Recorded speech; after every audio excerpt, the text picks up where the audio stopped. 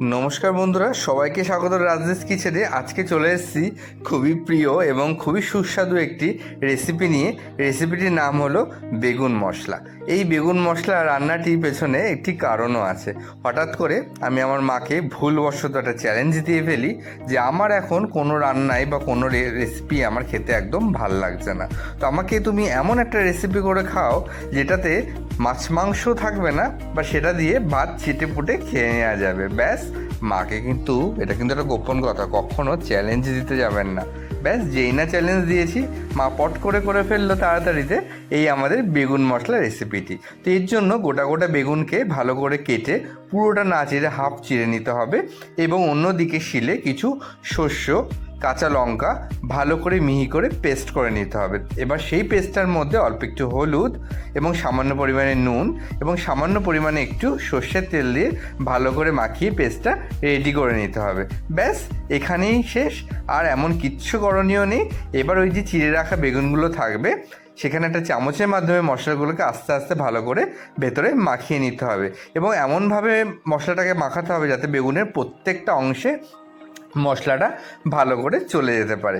এবং এটা মশলাটাকে মাখিয়ে নেওয়ার পরে এবার অন্যদিকে আপনাকে যেটা করতে হবে, প্যান একটা গরম করে তার মধ্যে কিছুটা পরিমাণে সর্ষের তেল দিয়ে নিতে হবে।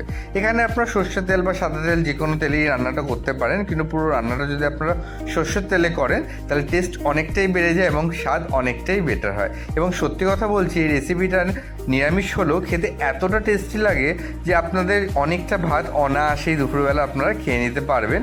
এবং সামান্য বলবো যে এটাই, যে অনেক সময় আমরা ননভেজ খেতে খেতে একটা মুখে কেমন অরুচি লেগে যায়, তার জন্য এটা কিন্তু একটা মোক্ষম রেসিপি আপনাদের মুখে স্বাদ ফিরিয়ে আনার জন্য। তো তেলটা গরম হলে তার মধ্যে একটু কালো জিরে ফোড়ন নিয়ে নিতে হবে, এবং কালো জিরেটা হালকা নেড়ে কালো জিরেটা হালকা ভাজা হয়ে গেলে তার মধ্যে একে একে যে বেগুনগুলো আপনারা মশলা মাখিয়ে রেখেছেন দিয়ে নিতে হবে। অবশ্যই এই বেগুনের তেল অবশ্যই ছিটকাবে বন্ধুরা, যখনই আপনারা কড়াইতে দেবেন। ভয় পেলে হবে না, একটু ভালো ডিশ খাওয়ার জন্য কিন্তু একটু মেহনত করতেই হয়। তো আপনারা এবার এটাকে ঢেকে দেবেন। যে একবার ঢেকে দেবেন দেখবেন অনেকটা একটা পিঠ ভাজা হয়ে গেছে। এবার ব্যাস, আপনাকে আলতো হাতে আপনাকে বেগুনটাকে উল্টে আর এক পাশে আস্তে আস্তে ভেজে নিতে হবে। এটা একটু ধৈর্য ধরে লো হিটে আপনাকে করতে হবে যাতে বেগুনটা পুরো পুড়ে না যায় এবং ভেতরের মশলাটাও পুরো পুড়ে না যায়। এবং এই রান্নাটা লো হিটে হওয়ার পরে এতটাই টেস্টি একটা রান্নায় পরিণত হয় বন্ধুরা যে কি বলবো। দেখুন, এরকম অবস্থায় যখন দুপিটি ভাজা হয়ে যাবে আপনাকে কিছু চেরা কাঁচা লঙ্কা এর মধ্যে দিয়ে আবার ঢেকে দিতে হবে।